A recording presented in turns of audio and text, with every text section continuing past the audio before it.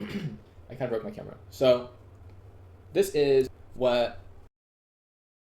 sort of a collection of what I find to be the most important mindset tricks or perspectives to have as a creator, and really just what's been helpful for me in business in general. And I got all of these from a YouTuber called Alex Becker. I linked 3 of my favorite videos of his at the end of the course in the optional section. I recommend you guys check them out.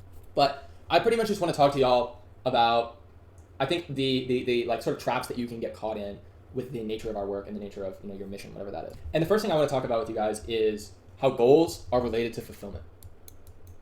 I'm going to pause it while So I used this analogy the other day on one of the Creators Corner calls, and I find it to be very, very relevant. So if any of you guys have ever played video games, you don't need to have played video games to understand this analogy. But if you have played video games, then you will definitely get what I'm about to say. So when you play a video game, right, the goal might be to get to level 100 or beat the game, beat the final boss. And these games are built by companies. Your goal is to win, right? Win the game. And these games are built by companies who have invested tens of millions of dollars into making a game that people will play, for hours and hours and hours and play over and over and over again. And so one of the ways they do that is micro goals. So the goal of the game is to win, right? It's to beat the final boss, is to get to level 100. But when you start the game, your goal, your micro goal, is to get to level 1, right? It's, defeat a squirrel. It's not defeat the final boss, right? It's level 1. And so then you get to level 1 and it's like, yay, and it gives you a reward and the screen flashes and it plays a fun sound. And then, the goals get harder and harder. Okay, get to level 5. Okay, get to level 10. This time, you have to slay a dragon. And you have to work, this might take you 5 minutes, but to get from level 5 to 10 might take 5 hours.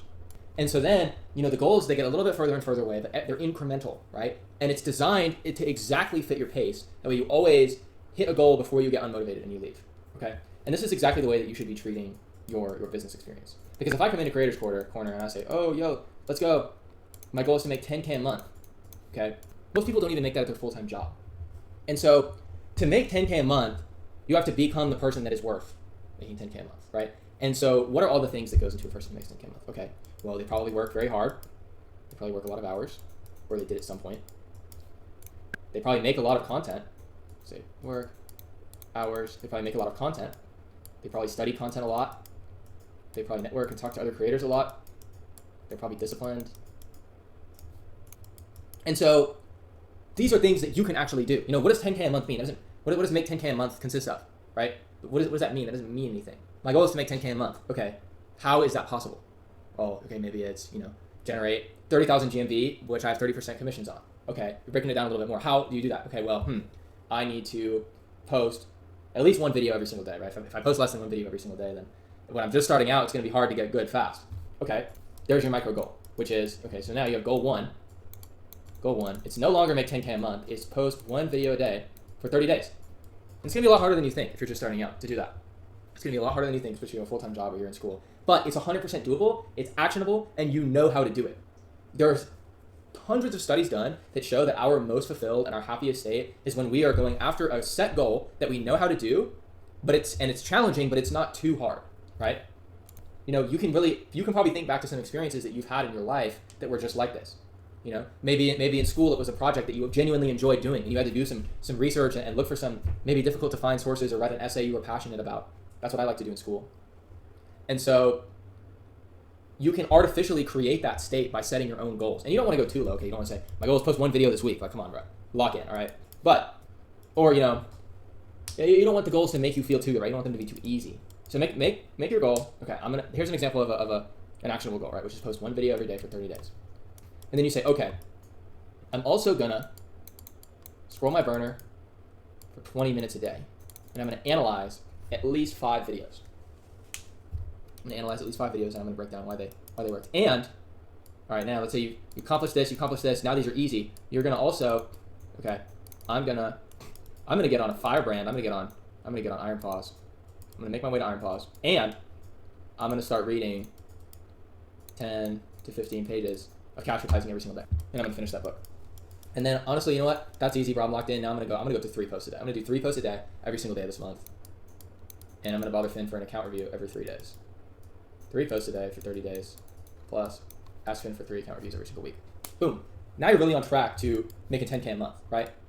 I get lost in my own schizo-ass drawings. But now you're actually on track. You're doing actionable things, If you told me you wanted to make 10K a month and I asked, okay, what are you doing to get that? And you said, I'm doing my burner for 20 minutes. I'm analyzing videos every day. I'm reading books about marketing or watching videos, 10 to 15 pages. I'm posting 3 times a day. I'm getting 3 account reviews a week from various sources. I'd be like, okay, yeah, you're on your way. You're on your way to crushing it. And it's going to be so much more fulfilling. I promise you. Because if your goal is to just make 10K a month, if that's what you think about, like, if that's what you have written on your whiteboard is make 10K a month versus post 3 times today, it's going to be so much harder. It's going to feel like an absolute slog because you're not getting any reward, any dopamine from any of the actual work, which is what matters. I still do this today, right? I do this every single month. I never say, okay, I want my brand to do $1 million this month, because what does that even mean, right? All that is just doing the actions that are going to get there. So why not write those down and then have more fulfillment from it and have more fun with it and get more out of it, right? Why not? You're going to do the same actions anyway. You're going to arrive at the same conclusion, which is, I need to do X, Y, Z to get there. So you might as well set those goals, off rip and save yourself a bunch of time and make it a lot more fulfilling. So yeah, this is an actionable thing that you can do right now is start to focus on the inputs. Especially make these your goals that you're going to die to achieve, right? Be impatient with your input and patient with the output, because you have no idea, when it's going to hit, when this is going to be enough to get you that 10K month or whatever you want, right? You have no idea. But as long as you are intentional about it and you're always trying to learn and study and get better, there's literally no way that you can lose. And, some other just small things that I have found very helpful and, sometimes comforting in my journey, because I've had a lot of ups and downs. When I started, I dropped out of college. I was doing some absolutely ridiculous hustle, and I worked a job that I hated. And,